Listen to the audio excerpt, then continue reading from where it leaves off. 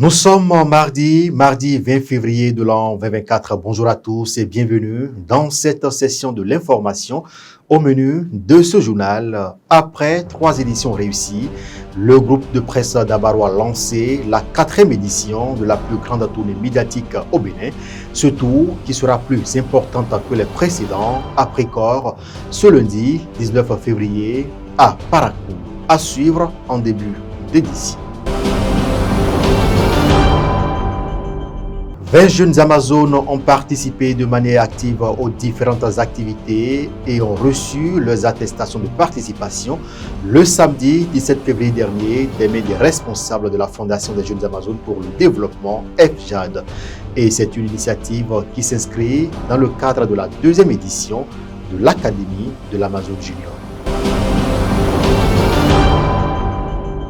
Et puis, lors de sa rencontre avec les groupes parlementaires le 22 janvier dernier, le président Patrice Talon a donné sa position sur les députés et maires qui devraient parrainer les candidats à l'élection présidentielle de 2026. Patrice Talon sera dans ce journal.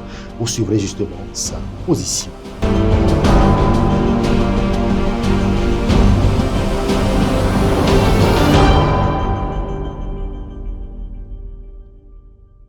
Voilà pour le sommaire. Bonjour et bienvenue. Si vous nous rejoignez, je vous le disais en titre il y a un instant, la prévention de l'extrémisme violent et le renforcement de la cohésion sociale, c'est le thème qui retient les attentions pour la 4e édition de Bénin Dabaroutou.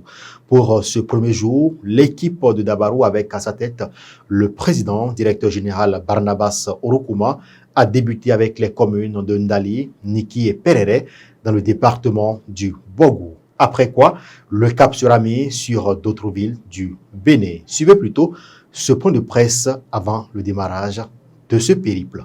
Comme nous en avons pris l'habitude depuis 3 ans, bientôt 4 ans, le groupe de presse Dabaro veut lancer la 4e édition de l'initiative Bénin Dabaroutou.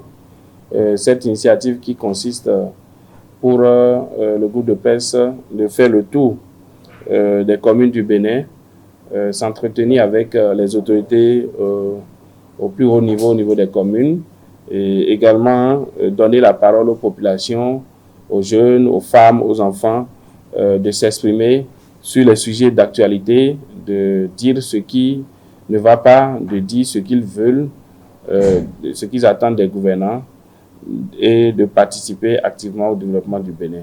Alors après une 2e, 3e édition réussi, nous lançons une 4e édition encore plus grande. Et pour cette édition, nous comptons parcourir les 77 communes du Bénin. Nous avons, comme nous en avons l'habitude, choisi une thématique cette année qui est une thématique d'actualité. Il s'agit de l'extrémisme violent et la cohésion sociale. Donc c'est autour de cette thématique que cette tournée sera articulée. Et nous avons prévu des entretiens avec les maires des communes sur les actions qu'ils mènent dans le sens de la lutte contre l'extrémisme violent et la cohésion sociale. Et les actions déjà menées, les actions qui comptent mener et la sensibilisation à l'endroit des populations. Qu'est-ce qu'ils attendent des populations en termes de comportement qui vont participer à lutter contre l'extrémisme violent. À part les maires, nous allons également nous entretenir avec des populations. Les populations vont dire l'appréciation qu'elles font des actions menées par le gouvernement, les actions menées par les élus communaux dans la lutte contre l'extrémisme violent et dans la lutte pour asseoir une bonne cohésion sociale au sein des populations. Ces mêmes populations que nous allons prendre au cours de ce périple vont exprimer leurs besoins à l'endroit des autorités communales, à l'endroit des autorités au plus haut niveau, sur ce qu'elles attendent d'elles en termes d'action, aussi bien pour renforcer la cohésion sociale que pour lutter contre l'extrémisme violent, mais également pour améliorer le quotidien des populations du Bénin. Alors, naturellement, nos émissions phares telles que Naneya, Cliché, Message au président, Jeudi libre seront également animés au cours de ce périple qui démarre aujourd'hui. Alors, nous aurons également des émissions découvertes où, dans certaines communes, nous allons faire un focus sur des traits touristiques de ces communes, des atouts touristiques de ces communes. Nous allons découvrir également des entrepreneurs, nous allons découvrir des jeunes talents. Alors, c'est tout un chapelet d'actions à mener autour de cette quatrième édition de Bénin Dabar Tour qui démarre ce 19 février pour prendre fin le 26 mars si tout va bien. Alors, nous démarrons par le Borgou avec les communes de Ndali, et de Perere et de Niki, et nous finissons naturellement par le Borgou également avec les communes de Tchaoru et de Parakou. Nous avons plus d'un mois à sillonner le pays. Nous avons déjà envoyé des courriers au niveau de chacune des communes que nous voulons visiter. Nous avons eu le retour de certaines autorités qui nous ont manifesté leur adhésion à notre projet. Par contre, d'autres n'ont pas réagi. Mais nous faisons le déplacement. Nous allons dans chaque commune. Les autorités qui vont se rendre disponibles, on les prendra. Ce dont nous sommes sûrs, c'est que les populations ne nous tourneront pas d'eau. Elles nous recevront et au moins dans une commune, on va prendre des populations et quelques traits touristiques de ces communes. Et nous sommes sûrs que la moisson sera très abondante. Après Niki, Perere et Ndali, la délégation sera ce jour dans les communes de Sinandé, Bembereke et Gogounou pour le même exercice. Politique dans ce journal qui des députés de la présente législature, notamment la 9e ou de la 10e législature, sont fondés à octroyer le parrainage aux candidats à l'élection présidentielle de 2026 sur la question. La réponse du chef de l'État, Patrice Talon, est sans embâche. On suit plutôt. La Cour a demandé de faire une correction au code pour réparer une illégalité qui s'est introduite vraiment par erreur. Nous avons utilisé deux types de calendrier, des dates précises et un calendrier électoral de la Constitution pour rythmer les élections. Et dans le code électoral, les dates intermédiaires pour les documents à fournir et consorts ont été indiquées en nombre de jours calendaires.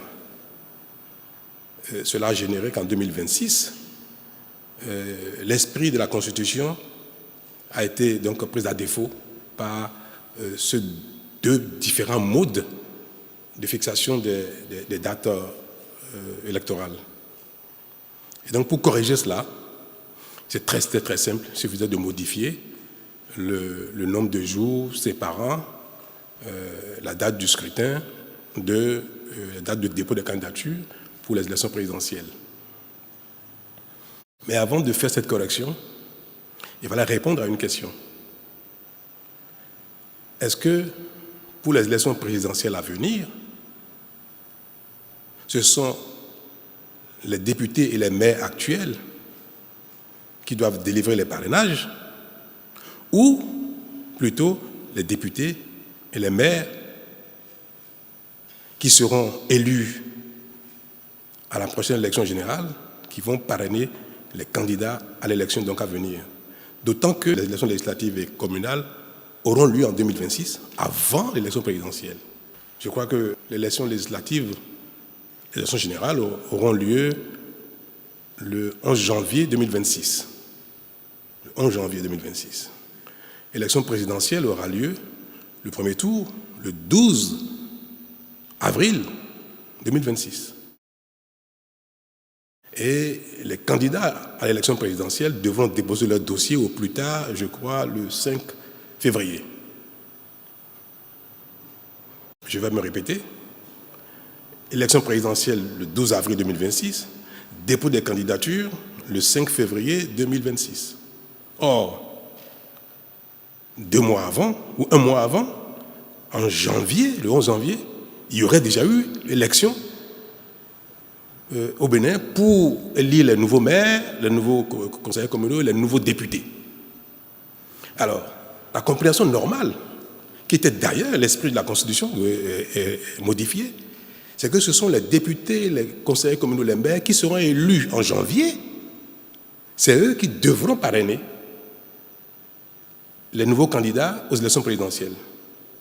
Puisqu'ils sont élus déjà un mois avant, ils vont délivrer les parrainages juste dans la foulée aux candidats pour les élections d'avril 2026. Mais comme je viens de vous dire, en utilisant deux types de calendriers différents, il y a eu un chevauchement sur quelques jours, 2, 3, 4, 5 jours, je crois, chevauchement. Un chevauchement qui n'a pas été perçu en 2019 et que des citoyens ont saisi la Cour constitutionnelle qui a dit, c'est vrai, c'est pertinent, il y a 4-5 jours qui posent un problème.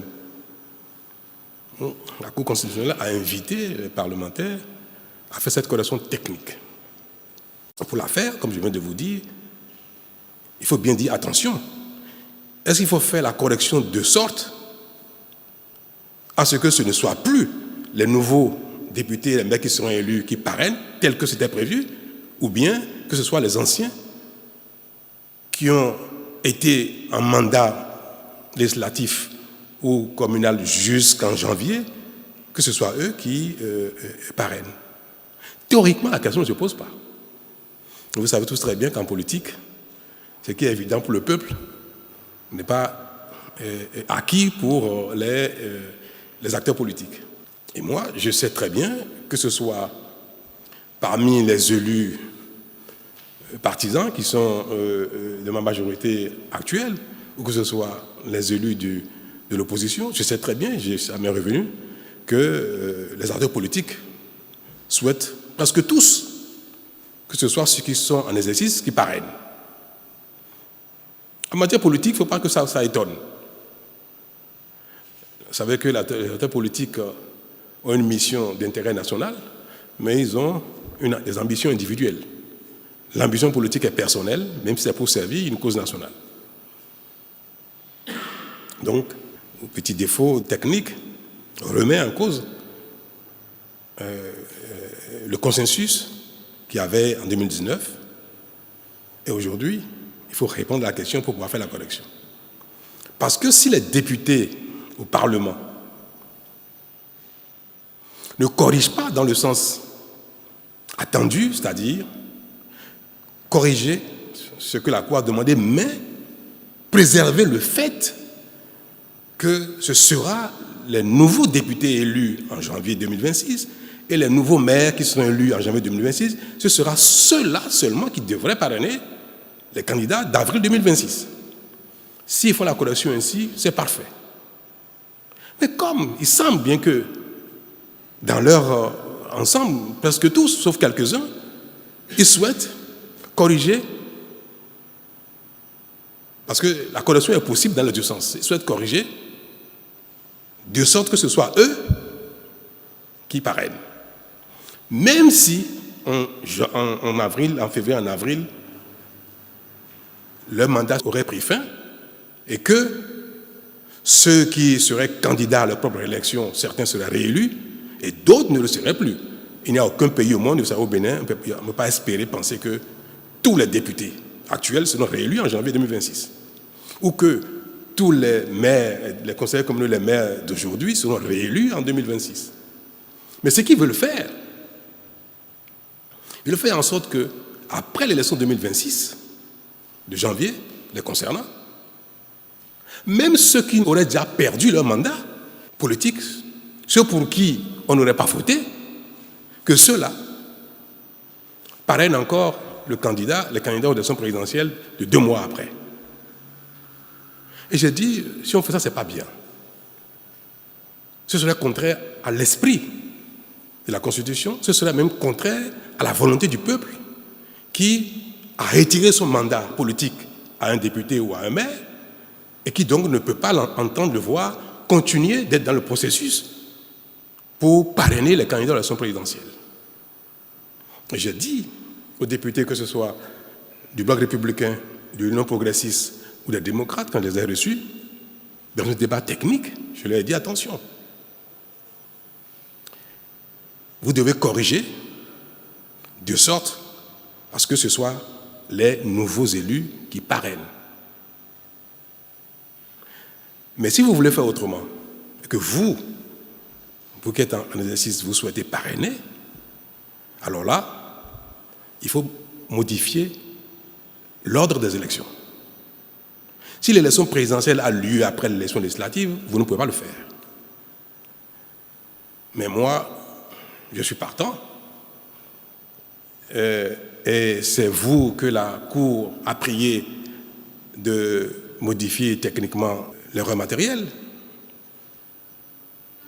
Je vous en prie, si vous voulez parrainer, moi ça ne me gêne pas. Je ne veux pas aller contre. Autre volet de l'actualité dans ce journal, 20 jeunes Amazones ont participé de manière active aux différentes activités et ont reçu leurs attestations de participation le samedi 17 février 2024 des mains des responsables de la Fondation des Jeunes Amazones pour le développement, FJAD. Et ceci, c'est dans le cadre justement de la deuxième édition de l'Académie de l'Amazone Junior. Eman Moussou et Sabiou Chabiadam. Les rideaux sont tombés sur la deuxième édition de l'Académie de l'Amazone Junior. 20 jeunes Amazones ont participé de manière active aux différentes activités et ont reçu leur attestation de participation ce samedi 17 février 2024 des mains des responsables de la Fondation des Jeunes Amazones pour le développement FJAD. C'est un long processus qui a été entamé. On peut être déjà fier des résultats que nous voyons aujourd'hui et être convaincu qu'à long terme, c'est des graines qui vont pousser, des graines que nous avons aujourd'hui semées et qui vont pousser et donner de meilleures choses, de belles choses pour l'avenir. Donc pour moi, oui, entièrement satisfait et très fier de voir ces filles-là briller. Le monde aujourd'hui a vraiment besoin que la femme quitte l'ombre et apporte sa pierre à l'édifice de l'évolution. Et il faudrait qu'elle soit d'abord une femme leader, capable de se défendre, de défendre ses droits et ses objectifs. Pendant environ 6 mois, plusieurs activités ont été menées afin de former ces jeunes filles sur des notions telles que la prise de parole en public, le leadership féminin et bien d'autres. Nous avons effectué des activités de renforcement de capacité pour les filles âgées de 7 à 18 ans, notamment sur les thématiques du leadership féminin. On a raconté les histoires des Amazones du Bénin, des femmes influentes surtout. Nous avons également travaillé sur leur confiance en soi, comment développer des capacités au niveau de l'engagement citoyen et tout.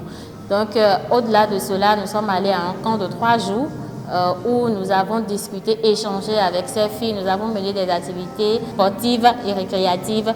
Ça nous a permis également d'aller dans un orphelinat pour leur montrer ce que c'est que la vie sociale, en quelque sorte, parce que l'engagement citoyen part déjà du constat sur le terrain. Elles sont allées, elles ont vu des orphelins, les conditions de vie de ces enfants. Et je vous rassure que ça a été très émouvant. Des larmes ont coulé parce que ce n'était pas leur quotidien. Au vu des résultats obtenus, les bénéficiaires et les parents se réjouissent d'avoir participé. J'ai eu à apprendre plusieurs choses telles que le leadership, l'égalité entre l'homme et la femme, les stéréotypes hommes et femmes. Je prie vraiment Dieu de les accompagner et que d'autres filles qui n'ont pas eu l'opportunité qu'elle ait la chance de pouvoir participer à la formation.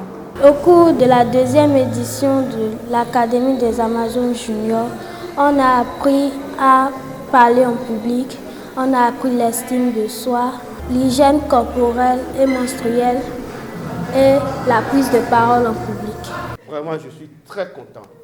Et j'aurais souhaité que vous continuiez comme ça et que d'autres encore bénéficient beaucoup plus de cette formation.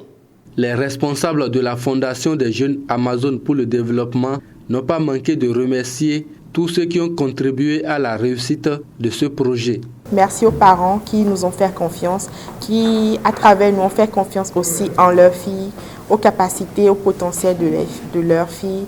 Et merci à toute l'équipe, aux partenaires African Women Development Fund qui a cru en nous, qui également croit que éduquer les filles à être des leaders, ça commence maintenant. Cette deuxième édition a reçu le soutien financier de African Women Development Fund AWDF qui a cru au développement du leadership des enfants, des filles surtout, et qui a accepté de nous accompagner. C'est le moment pour moi d'ailleurs de les remercier pour cette confiance qu'ils ont accordée en notre personne. La vision de la Fondation des Jeunes Amazones pour le développement est de rendre le monde plus juste, où les femmes et les filles sont épanouies, autonomes et engagées pour opérer des changements de qualité et durables avec des hommes en alliés. Les regards sont déjà tournés vers la 3e édition avec plusieurs innovations en perspective. Amazon Junior, Amazon Junior, Amazon Junior. Et voilà les informations à présent en 24 heures sur le continent.